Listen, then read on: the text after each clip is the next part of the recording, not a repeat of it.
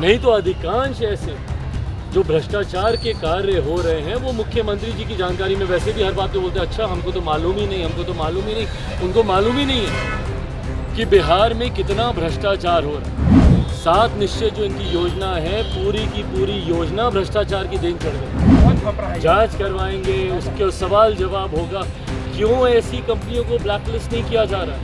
विपक्ष अगर एकजुट होगा तो इनके साथ इनके सामने क्यों होगा? हाँ, क्या है इनके पास? बिहार में दिखा है, देश में दिखेगा। क्या दिखा भैया? अपराध, भ्रष्टाचार, यही देश में दिखाना चाह रहे हैं। नमस्कार, मैं हूं सैफ, आप देख रहे हैं एक न्यूज़ 24। चिराग पासवान आज पटना एयरपोर्ट पर पहुंचे। पटना एयरपोर्ट पर मीडिया कर्मियों से बातचीत करते हुए उन्होंने क्या कुछ कहा है, पहले इसे सुने। और बात बात पर ये जताते नहीं थकते कि भ्रष्टाचार के खिलाफ उनका जीरो टॉलरेंस है।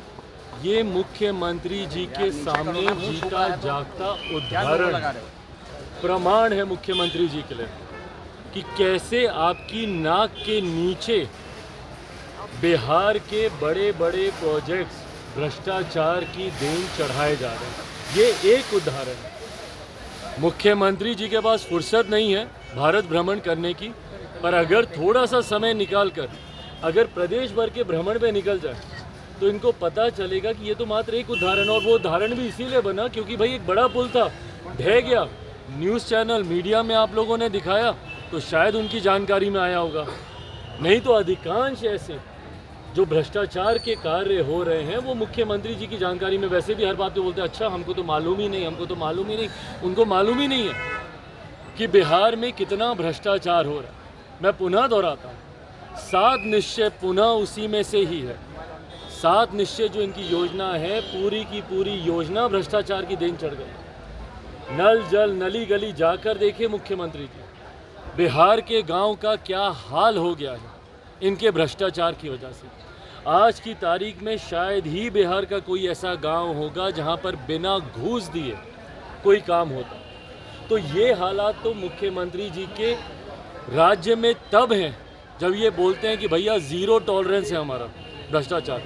और भैया जब यहाँ पे भ्रष्टाचार हो रहा था, एक पुल 2-2 बार निर्माण के दौरान धराशायी हो जाता है, क्यों कार्रवाई नहीं होती है?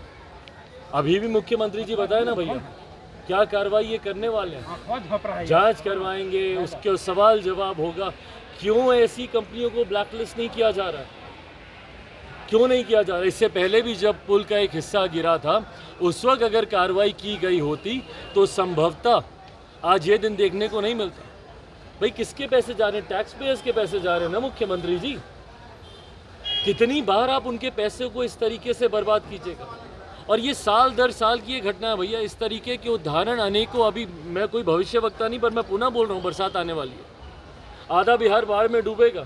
तटबंधों की हालत देख लीजिए, हज़ारों करोड़ रुपए की राशि तटबंध के निर्माण में हर साल बर्बाद की जाती है। और पहला पानी गिरते ही कटाव शुरू होगा, पानी गांव घरों में घुसने लगेगा और फिर मुख्यमंत्री अपना उड़न खटोला निकालेंगे और हवाई निरीक्षण करके बोलेंगे कि भैया फिर इसको ठीक किया जाएगा।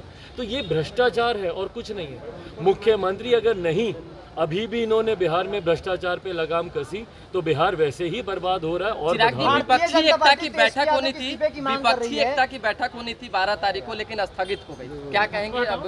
भाई मुझे नहीं पता क्यों स्थगित हुई, ये तो मुख्यमंत्री बताएंगे भैया। विपक्ष को एकजुट करने का जो ये एक असंभव प्रयास मुख्यमंत्री कर रहे हैं, बताएंगे। हो सकता है कुछ नेताओं ने आने से मना कर दिया हो, अभी कुछ और मान मनोबल होगा। मैं बार बार बोल रहा हूँ भैया, विपक्ष अगर एकजुट होगा अभी तो इनके साथ इनके सामने क्यों होगा? हाँ, क्या है इनके पास? क्या दिखाएंगे बिहार को? क्या मुझे एकजुट इसलिए कीजिए कि आज बिहार में एक पुल गिरा है, हम देश भर में सारे पुलों को गिराएंगे।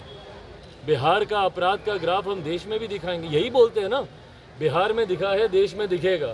क्या दिखा भैया? अपराध, भ्रष्टाचार, यही देश में दिखाना चाह रहे हैं। और दूसरे प्रदेश के नेता आएंगे यहाँ के बढ़ते भ्रष्टाचार और बढ़ते अपराध को देखने कि बताएं भैया नीतीश जी कैसे आप बिहार में इतना अपराध करा लेते हैं। हम लोग भी अपने राज्य में कुछ सीख कर जाएंगे कैसे अपराध को बढ़ाया जाए। सर, इस घटना अब मुझे नहीं पता कि ये क्यों विपक्षी एकता की विपक्षी बैठक कैंसिल होगी। मांग कर रही है सीएम और डिप्टी सीएम से इस घटना के बाद इस्तीफे की मांग कर रहे हैं। भाई इस्तीफे की मांग तो हम लोग करते ही हैं। पर कोई नैतिक जिम्मेदारी भी तो बनती है। हम लोग तो भैया जब इस्तीफे की मांग करेंगे तुरंत बोलेंगे आप लोग कि भाई आप राजनीति कर रहे हैं, राजनीति कर रहे हैं, पर नैतिकता भी कोई आधार बनता है कि नहीं बनता है? अगर आपसे प्रदेश संभल नहीं रहा, अगर आपके पास फुर्सत नहीं है बिहार के और बिहारियों के लिए, आज जितना समय मुख्यमंत्री जी देश भर की यात्रा में लगाते हैं, इसका 10% समय भी बिहार और बिहारियों के लिए दे दे तो संभवतः बिहार के हालात कुछ बेहतर हो सकते हैं। क्या नैतिकता इनके लिए आधार नहीं है? इंजीनियर है ना ये मुख्यमंत्री जी, डिप्टी सीएम के बारे में हम कुछ नहीं कह रहे, पर ये तो इंजीनियर अपने आप को कहते हैं भैया।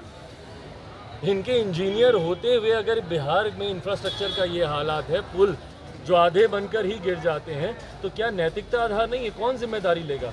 जवाबदेही लोकतंत्र में तय होना बहुत ज़रूरी है और ये तय नहीं की जा रही है पिछले 18 सालों में। परिणाम हम सबके लेकिन पथ निर्माण मंत्री के लिए आप क्यों कुछ नहीं बोल रहे हैं, इस्तीफे की मांग क्यों नहीं कर रहे हैं? क्योंकि भाजपा ने किया है जवाबदेही तो भाई। मुख्यमंत्री जिस तरीके से हम बार बोल रहे हैं, मुख्यमंत्री जिस तरीके से आपने सुना कि चिराग पासवान साफ तौर पर कह रहे हैं कि बिहार में जो भ्रष्टाचार है, बिहार में जो गतिविधि जो कहीं ना कहीं बिहार को बिखारने की बात, बिहार को टूटने की बात हो रही है, क्या ये देश को दिखाना चाहते हैं? विपक्षी एकता एकजुट नहीं हो रही है। कहीं ना कहीं नीतीश कुमार जिन तमाम विपक्षी एकता को एकजुट करने में असफल है। नीतीश कुमार पूरे बिहार में भ्रष्टाचार फैलाए हुए हैं, क्या अब ये देश में फैलाना चाहते हैं? आपने देखा कि जब सवालात उनसे पूछा गया कि पुल टूट गया है, तो पुल टूटने पर भी वो नीतीश कुमार को किस तरह से घेरा है। नीतीश कुमार पर यूँ तो लगातार वो हमला बोलते रहते हैं, लेकिन इस बार हमला बोलने का उनका तरीका बिल्कुल बेहद अलग था। ऐसी तमाम खबरों के लिए बने रहे एक न्यूज़ 24 के साथ। कैमरामैन जैकी, सैफ की रिपोर्ट, पटना।